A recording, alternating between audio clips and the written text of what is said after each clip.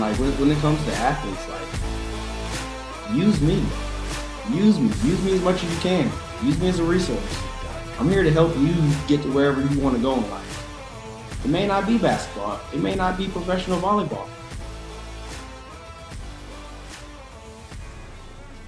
What is going on, everybody? Welcome again to another AIM podcast. We are so excited for what we've got to bring to you today. We've got a super special guest here. Well, one, we have Doug, but then secondly, we have this guy named Justin Browner. Super excited to meet you, talk to you a little bit, Justin. Doug, let's introduce him a little bit. How do you know this guy?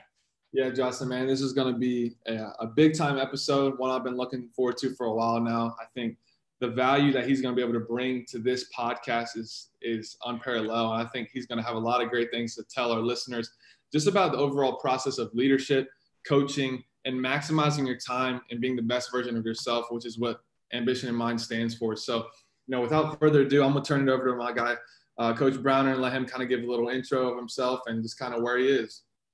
I appreciate it, man. I appreciate the intro.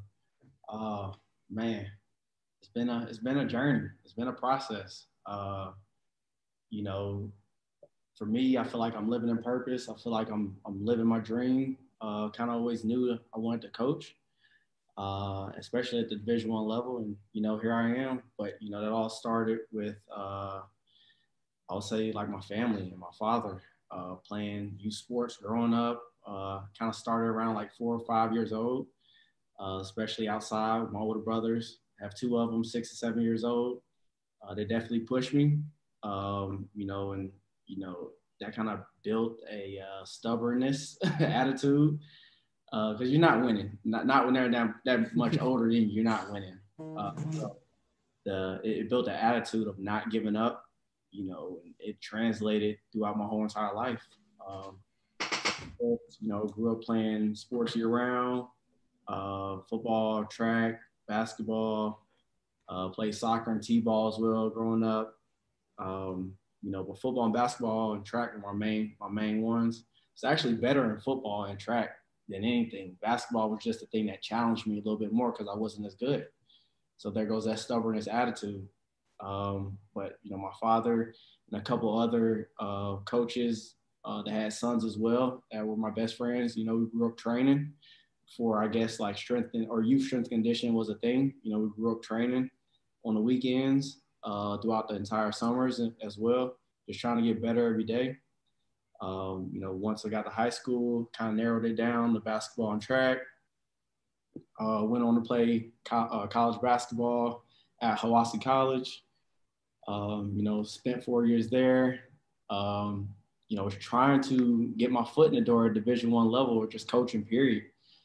It took a while. So, I took on a leadership position as an area manager at Walmart.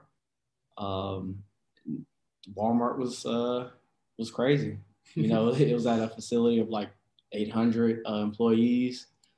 I managed about 80 to 90, depending on the day, with two other like co-managers. So talking about a team aspect, you had to get the job done. You had to, and you had to be efficient at it. And you're dealing with a company's money. So that definitely, was some pressure there. But at Walmart, I started coaching back in my old high school, freshman, JV, varsity basketball. And before that, actually, I coached there at middle school ball. So those kids that I coached middle school were juniors and seniors when I came back. So it was great to see them actually grow. And so, here I am. Went to VCU for a couple years, did my graduate assistant master's program there, then on to Sacred Heart in Connecticut, worked with men's basketball, women's volleyball, baseball, and assisted with football as well. And so, moving a little bit closer to home, doing the same thing, just ready to, for the season to come and, make something happen. Awesome, man.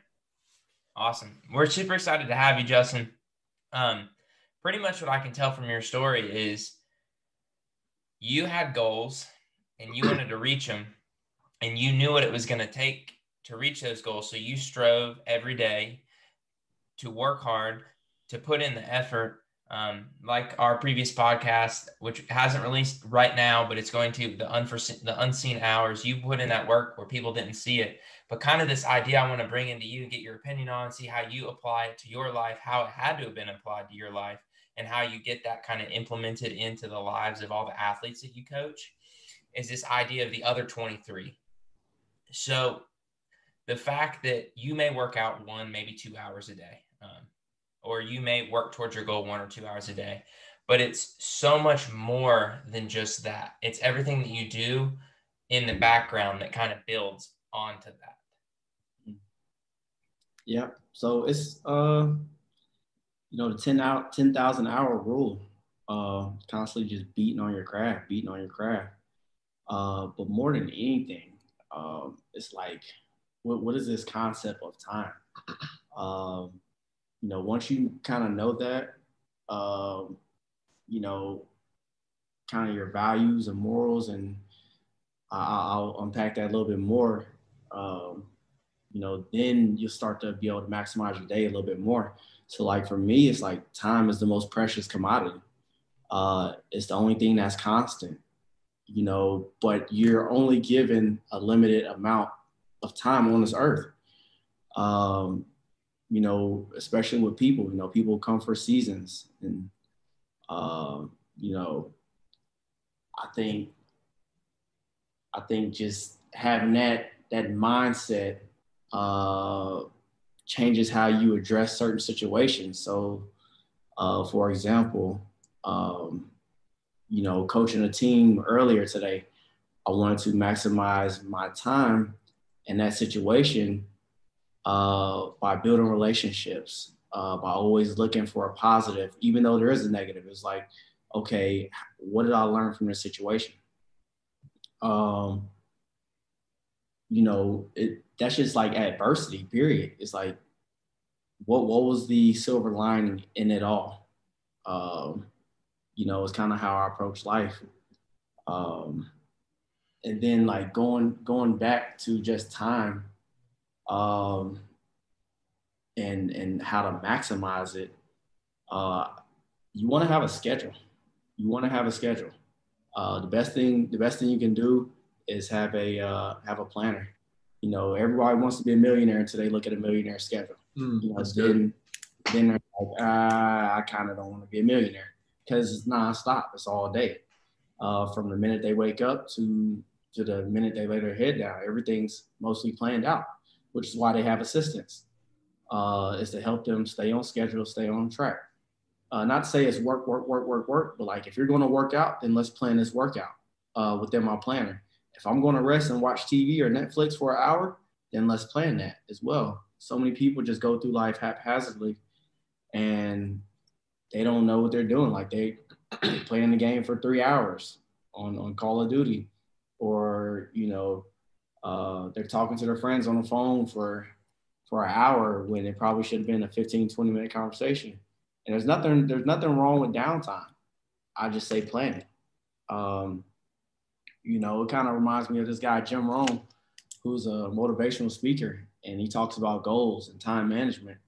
So Jim Rohn basically is talking about, like, get a planner, plan everything. But what you do, though, for example, me and Doug was talking earlier about how he makes his bed every day. I think that's powerful. But I think it's powerful in the sense that if you set goals, you want to set, short-term, long-term goals. For example, if I wanted to plan out my day, I would set a goal. All right, I get up in the morning, I'm gonna pray, I'm gonna meditate, I'm gonna do whatever I need to do to get my mind right. I'm gonna listen to something motivational, like, gotta be for a 30-minute period. I'm going to make my bed. After that, I'm gonna wash the dishes. After that, I'm gonna go into work. I'm gonna get this workout in. Then I'm gonna work on some in-season workouts for the guys. And then I'm gonna plan for something else as well. I have a meeting with volleyball coaches, so on and so on and so on. But what that does is create momentum. If you've ever heard of self-efficacy is basically confidence or your mindset and your ability to accomplish a task. So if I know I can make my bed, like that's something very, very simple. It's a small goal, but when I do that, it's going to create a snowball effect. So then I go on for a student, I go into class and, I'm paying attention. And then after that, I go and I study, the things that we just reviewed. Then I hit the library or I go to practice or whatever. It's going to snowball. It's going to snowball, and you create that momentum. But like once those small goals lead up to something bigger, and you actually accomplish something, say you graduate from college, it's like, okay, then what's next? Like I graduated from college. I went to school for 4 years. It builds that confidence. I think Jordan said it best. It's like I was ready to take those tough shots because I put it in the work. Like you all said, the unseen hours. Mm-hmm. It builds that confidence. Yeah, that's huge. I think you made a ton of great points there. One of the first things you said kind of as you broke it down that stuck out to me was the scheduling and the planning. Because I think that's something a lot of people don't do. They don't prioritize the scheduling and planning of their day, the schedule and planning of their events. And, if you don't do that, you're missing out on a huge opportunity to gain a huge advantage with your efficiency, your time management. All those things come into play with success. And I think that's where a lot of people miss out. They see the end goal, the end success, and they're like, okay, I want that, but I'm not willing to plan. I'm not willing to put in the time, to organize my day to find the most efficient way, the most effective way to get to that point. Absolutely. And I think, like you said, breaking it down into small goals, I think is a huge, huge valuable piece of information you just gave our listeners, because when you do it small goals and you have little baby steps you can accomplish, you're going to be that much closer to your big goal. And too many people lose sight of the difference there. I think that's a killer idea. It seems like you're saying everything, not that every part of your entire life needs to be locked down and controlled, but you need to do things with a certain level of intentionality. And if you're not doing something that's intentional, then why are you really spending your time on it? Because you've only got so much of this precious thing we call time. Absolutely. And that's kind of just moving into that fact. Those small goals that you talk about are really cool too. And we kind of talked about this when we were doing D3 of this idea of a motivational jumpstart or a productivity jumpstart. And it's like a dopamine trick within your brain where you say, oh, I need to make my bed, but that's going to make me be more productive later because I've already been productive right now. Yes, absolutely. So Justin, how do you kind of like, these are killer ideas and you're constantly surrounded by guys who are looking up to you, looking to you for training, looking to you for mentorship. How are you inspiring these guys that you're working with? Because I know that not every single day they come into the gym or every time they come into contact with you, they're like on fire, ready to go. Sometimes they're kind of down, but what are you using to kind of get your points across, and how are you leading these guys? It goes back to time again. For me, I'm kind of going to drop a bomb on y'all here. For me, I lost, my fiance, and, right before we were planning the marriage and everything, we were planning everything. And, she passed away from a stroke. So that there changed everything, completely turned my world upside down. But in that, though, that's how I approach every day. It's like every day is precious. Every person I come in contact with, I want it to be a great experience, and that's not always going to happen. And if it doesn't, then I apologize. I tried. But that's how I lead, though. I lead with love. Just the description of love. Love is a verb. Love is patient. Love is kind. Love is enduring. Love never holds no record of wrong. So in that, if you love unconditionally, and you love people regardless of their flaws, then they know you care. And that's what it is, I think, with our athletes. They know I care. They know I love them. If Doug is having a down day, Doug, what's going on? Everything good at home? And then I'm gonna follow up with him as well, though, too, to, he knows that I care. People people don't care what you know until they know how much you care. And that's just from a leadership standpoint. Having those 5-10 minute conversations, just asking somebody, how their day is going, can improve their productivity by a whole lot. And at Walmart, it was actually a thing. It actually told us like, hey, go out there on the floor for 30 minutes and walk around and talk to your people. Ask them, how they're doing, if they have any issues, what kind of ideas they have that can improve their job. For example, like with the guys, it's like, hey, like, how do y'all feel? And then, I'll get their feedback. It's like, yeah, my body's kind of beat up, or, I think we need to do this or do that. And it's not necessarily that I'm gonna act on that, but at least I'm hearing them out and it's in the back of my mind. And if I can help change that, then I'm gonna change it, So I just think like actually caring and the leadership being transformational instead of transactional. If you all have, heard of that concept, but leadership has to be more transformational than transactional. And transactional, of course, being with like, I don't want to say me getting over on you, but it's more of a one-way street, our relationship. I feel like if I'm leading you or my relationship with you is based on me trying to get something out of you, then that's a transactional situation. And that's conditional love. My love comes with conditions. It's based on your performance, how much I'm going to love you. Versus like transformational, it's unconditional. It's process driven. It's not like with the end goal in mind. It's more so about the process. If we come across a conflict, let's resolve the conflict to where it's a two-way street where we both come out winners. We both come out, you're satisfied with the result, I'm satisfied with the result. We met in the middle. We compromised. We both sacrificed something in order for us to both be happy. Versus like me trying to win the conflict to where one of us is the winner, one of us is the loser. That's some good stuff, man. Just speaking a little bit, kind of giving an inside take on your leadership personally, because I've been blessed to be able to be a part of that and be led by you.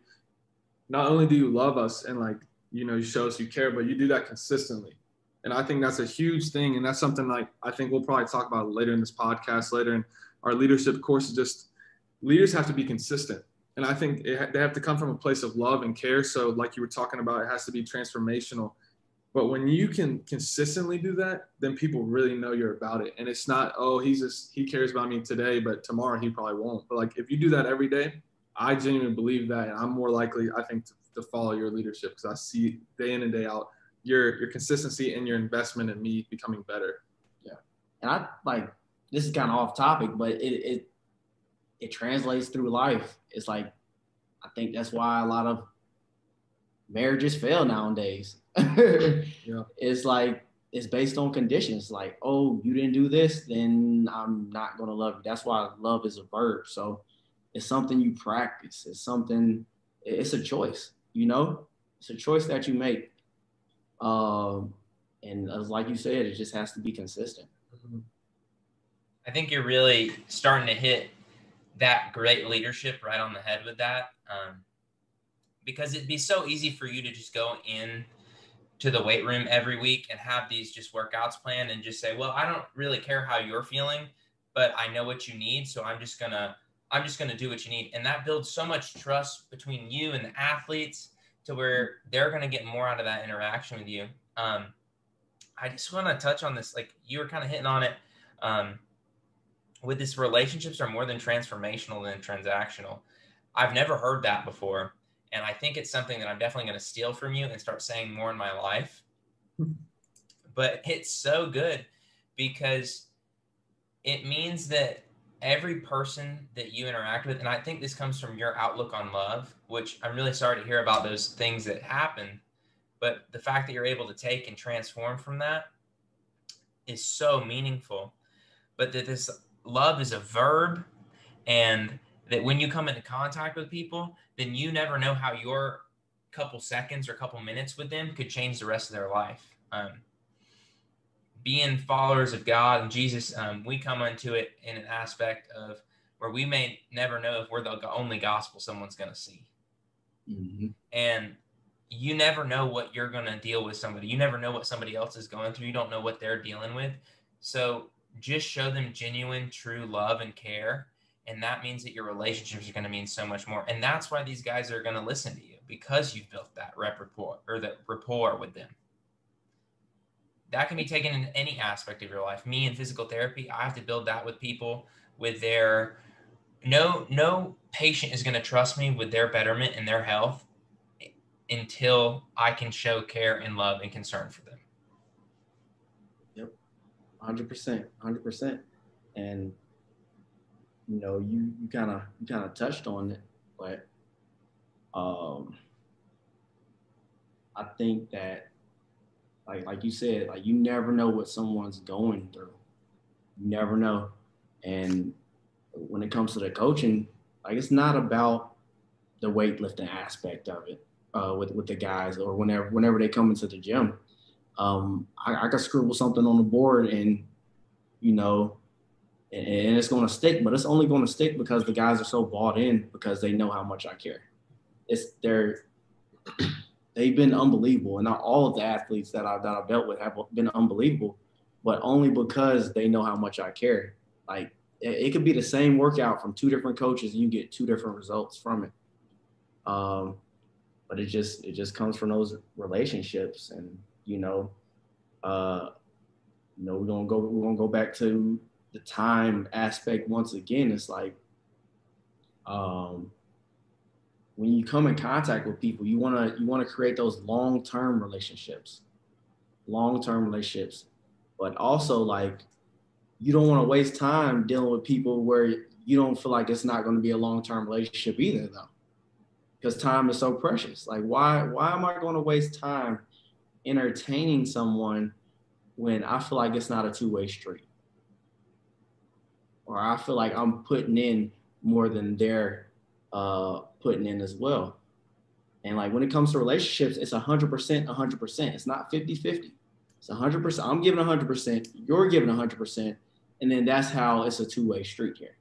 And now when it comes to different aspects of that relationship, yes, some things may be 75-25. Some things may be 60-40 within that relationship. But our effort, though, is both 100% and 100%. That's a huge misconception in today's world, that 50-50 is an actual relationship. That's just two people not trying. Yes, exactly. It's like I'm gonna give 50% of of me keeping the house clean, when in reality it's like, no, like the 100% is the house being clean, and I'm gonna do my 10%, which may be the dishes. You're going to do 5%, which may be doing the laundry. And based on that, it can switch at any moment, though. So some days you're feeling low, or may shift. I was doing 40%. Now I'm doing 70%, where you're not feeling your greatest. So that's how you pick up one another. And I think that's, that correlates to how, the culture is in the weight room with the guys. It's like if a guy's not feeling it, like pick them up, like bring some juice and pick each other up.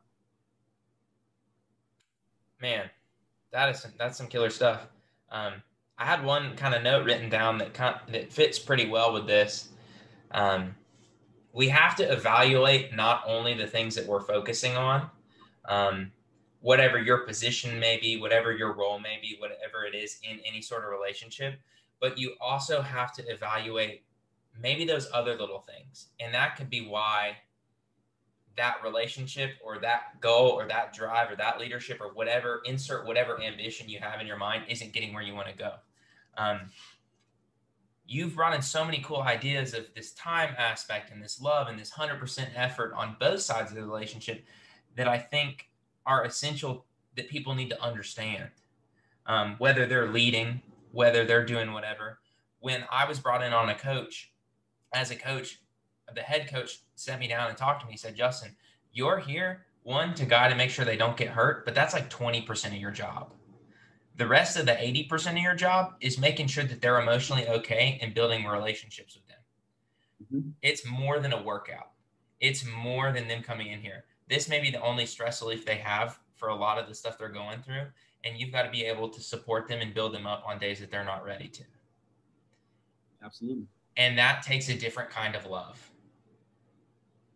And it's not like a lot of guys today get uncomfortable with this idea of love too. Like, love you, brother, or love you, man. Like, that's kind of uncomfortable to some guys. And I think it's in this culture, we don't understand what true love is. We don't understand what this true, genuine, compassionate concern is. And I think you're expressing this perfectly.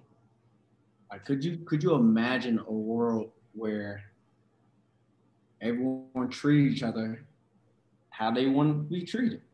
Could you imagine where how much further along would be? Like, there would be zero homelessness. There wouldn't be any greed. Like, it would just be such a better place. But the concept of it, people just don't understand. Nor do they want to try to understand. That's an issue as well too. It's like, no, I'm just gonna get mine, and this is mine over here. I'm taking care of my family here, and that's just not how I was raised. I watched my father help out so many kids, like going and picking them up from, the most like impoverished parts of Atlanta, just so they can come to where we lived, spend the night, and make it to the game, because they had no way of transportation, no telling when their next meal was going to come.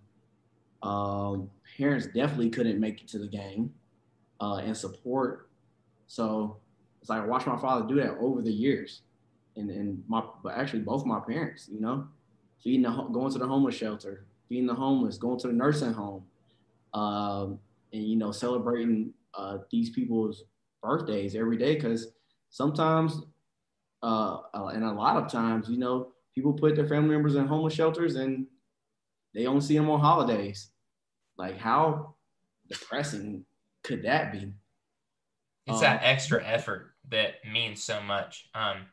It impacted you, but it impacted those kids as much. And that's the way that I understand that you go about your life, is you give that extra percent that shows that you genuinely care. And then that's why your coaching is effective. That's why people are willing to give you their time, because their time's valuable too. So if they ain't going to get nothing out of it, then what is it? But that extra effort that you're giving, that extra effort that your parents were able to give, is inspiring and trustworthy. Absolutely.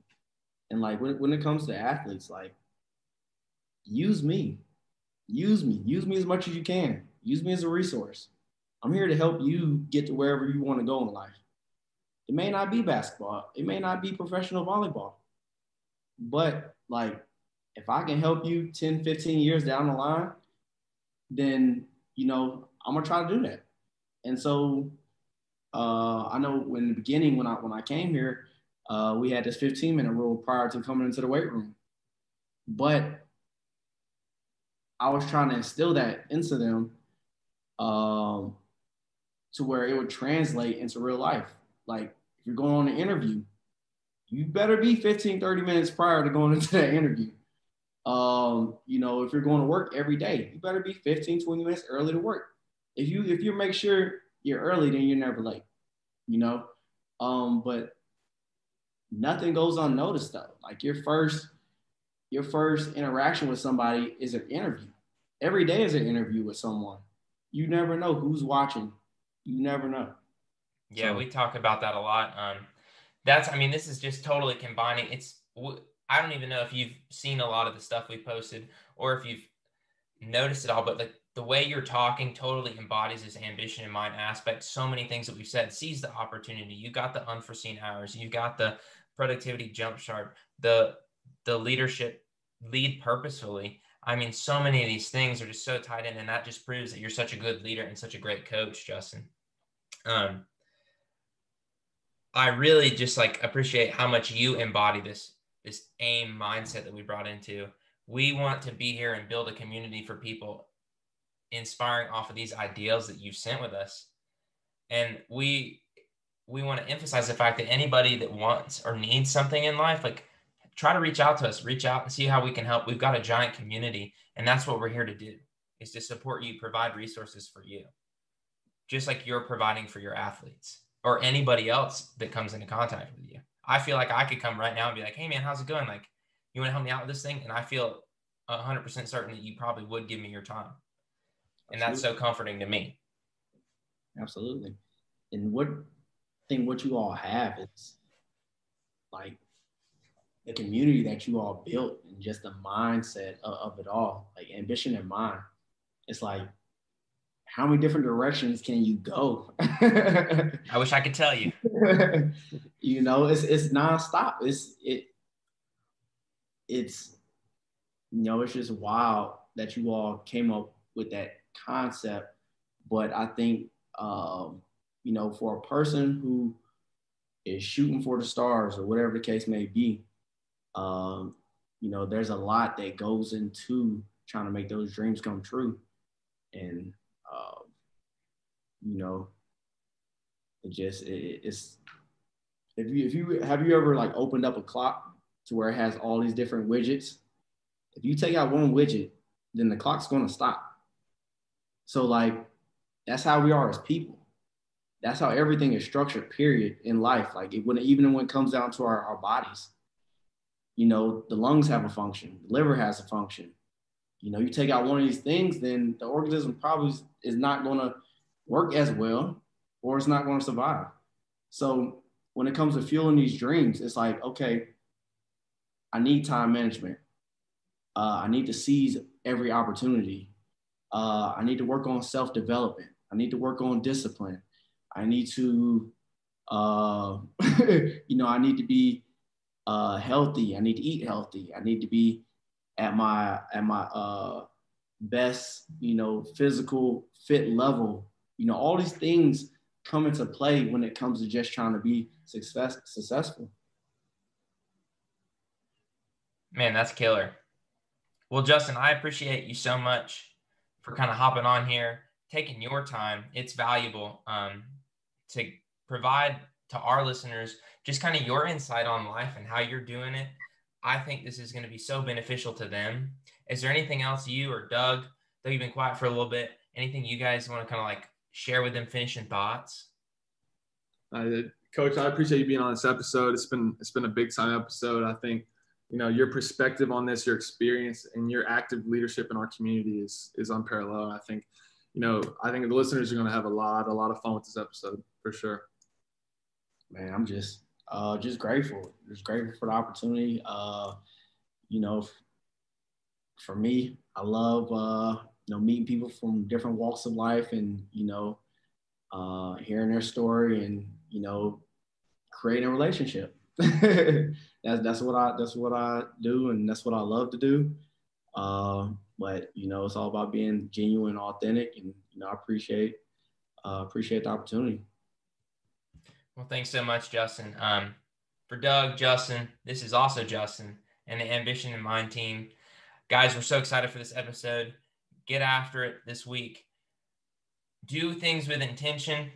Show genuine love and concern for people. Build that repertoire with them. Everything that you do can lead to the next step in your life. Have a great week again.